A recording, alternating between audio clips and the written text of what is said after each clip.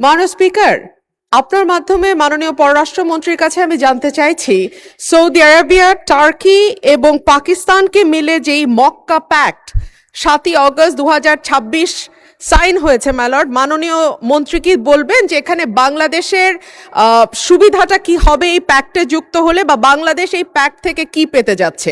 এই প্যাক্ট তিনটি দেশের ভেতরে হয়েছে। আমরা এতে এই প্যাক্টটিকে ইতিবাচক হিসেবে দেখছি। মাননীয় পররাষ্ট্রমন্ত্রী, এটি সম্পূরক প্রশ্ন নয়, তবু আপনি চাইলে উত্তর দিতে পারেন বা নোটিশ চাইতে পারেন। মাননীয় পররাষ্ট্রমন্ত্রী। মাননীয় স্পিকার, আমি আপনাকে আবারও ধন্যবাদ জানাচ্ছি এবং আমাদের সংসদ সদস্য মিস রুমিন ফারহানাকে একটি গুরুত্বপূর্ণ প্রশ্ন উত্থাপনের জন্য ধন্যবাদ দিচ্ছি। এই প্যাক্ট তিনটি দেশের ভেতরে হয়েছে। আমরা এতে এই প্যাক্টটিকে ইতিবাচক হিসেবে দেখছি। এতে যোগদান করার বিষয়টি এখনো আসেনি, কারণ এটা নির্ভর করছে যারা এই প্যাক্টের সদস্য তাদের অভিপ্রায়ের ওপর। তারা যদি অভিপ্রায় প্রকাশ করেন বাংলাদেশকে এই প্যাক্টে নেবার জন্যে, তাহলে পরে আমরা নিশ্চয়ই সেটা ইতিবাচকভাবে বিবেচনা করব। কিন্তু তার আগের ভালো মন্দ এটা এই বিষয়টি আলোচনা করাটা সম্ভবত সেই সময়টি এখনো আসেনি। আমরা নিশ্চয়ই এই সমস্ত বিষয় বিবেচনায় রাখব। তবে আমাদের মনে রাখতে হবে একটা কথা, যে এই প্যাক্ট এটা যদি বিস্তৃত হয় এবং এটা হচ্ছে বিশ্ব মুসলিম সমাজের আত্মরক্ষার একটি ব্যবস্থা, এবং এটা আমাদের মুসলিম পরিবারের আভ্যন্তরীণ বিষয়। সুতরাং এইটা নিয়ে কারো অন্যান্যদের উদ্বেগের কোনো অবকাশ নাই। আপনাকে অসংখ্য ধন্যবাদ। মাননীয় স্পিকার, আপনাকে অসংখ্য ধন্যবাদ জানাচ্ছি আমাদের মাননীয় সাংসদকে, যিনি এই প্রশ্নটি উত্থাপন করেছেন। মাননীয় স্পিকার, আপনি জানেন জাতিসংঘে 193টি সদস্য রাষ্ট্র আছে এবং প্রতি বছর প্রেসিডেন্ট অফ জেনারেল অ্যাসেম্বলি একটি দেশ থেকে হয়।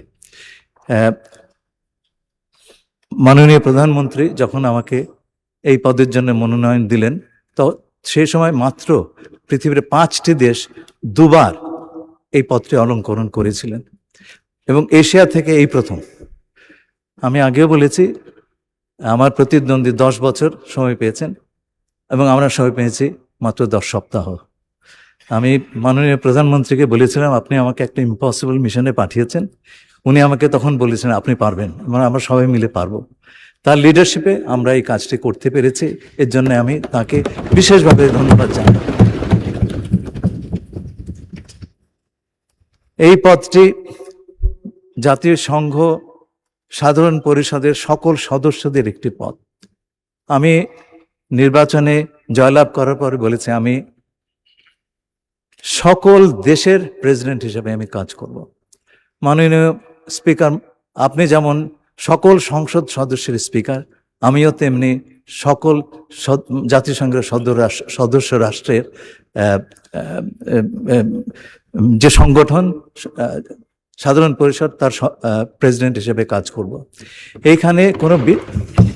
এখানে কোনো বিশেষ দেশের জন্য কাজ করার স্কোপ কম, এটা আমি আপনাদের সবাইকে অনুরোধ করছি, এটা বিবেচনা করবেন। বাংলাদেশ গর্বের সঙ্গে, যোগ্যতার সঙ্গে এই দায়িত্ব পালন করবে যদি আমরা সকলের জন্য কাজ করি। আপনাকে অসংখ্য ধন্যবাদ।